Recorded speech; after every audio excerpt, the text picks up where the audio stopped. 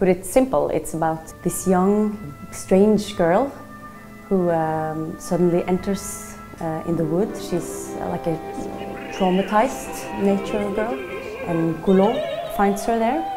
He marries her, and then she falls in love with his half-brother, Pelléas. It's about this love triangle and the forbidden and doomed love between Pelléas and Mélisande.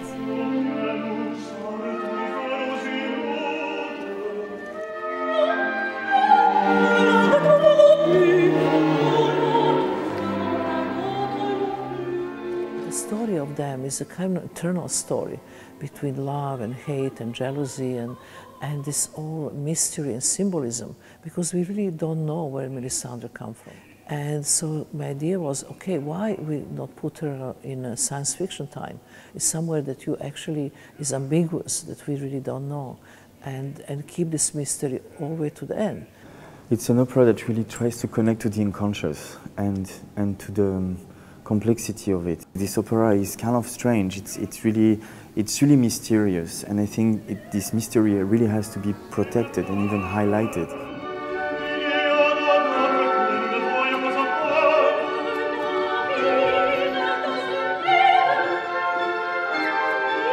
Pelléas and Mélisande has a music which has this freshness and power of suggestion, the power of things unsaid, things just slightly hidden. That's this music floats over the air. It doesn't touch the ground. It's always on the air, flowing.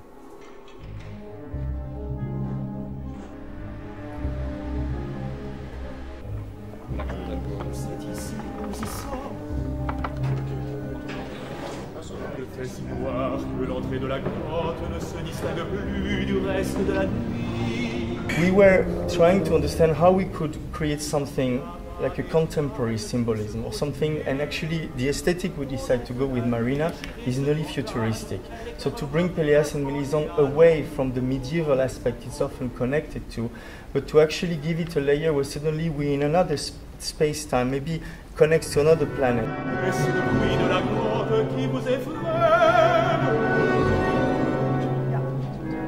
Entendez-vous la mer derrière nous? Elle ne semble pas heureuse cette nuit.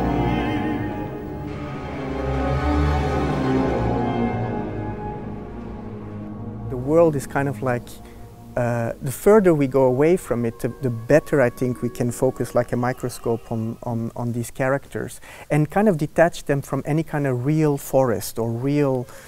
This is all in a way irrelevant, whether we are in the castle or not. I think what we are is in their minds, and we are with them as they interact with each other.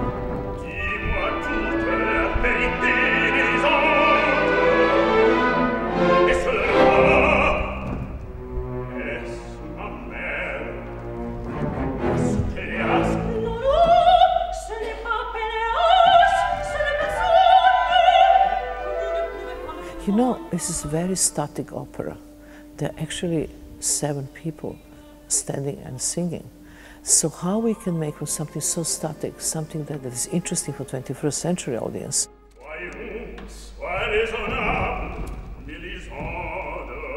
It's the first time that Pelléas and Mélisande is going to have dance integrated to it. So in order to actually increase the feeling of what's and the complexity of what's visible and what's invisible, we chose 7 dancers that are somehow invisible to the characters, but they are visible to the audience and somehow, of course, and create links and somehow make the geometry between those people visible.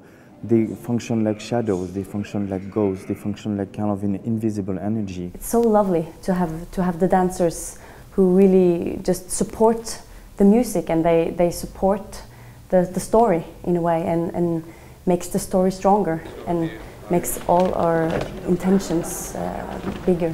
Ready, guys? So religious. This is better.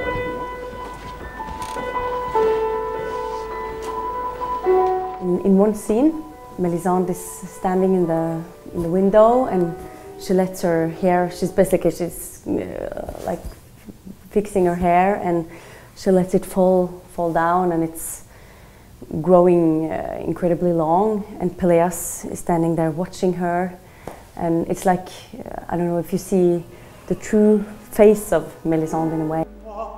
Moi et moi, fais-tu à la fenêtre en chantant comme un oiseau qui n'est pas d'ici? There is a connection between Pelléas and Mélisande. Whether Pelléas will go or not, they will forever be connected. But with Golaud, there's a sense of attachment. He wants to hold you, he wants to keep you. And there's this kind of like self-obsession, which is kind of like this deep jealousy. And she's above all of that. And she, in this kind of ambiguity, she had this freedom of feminine energy.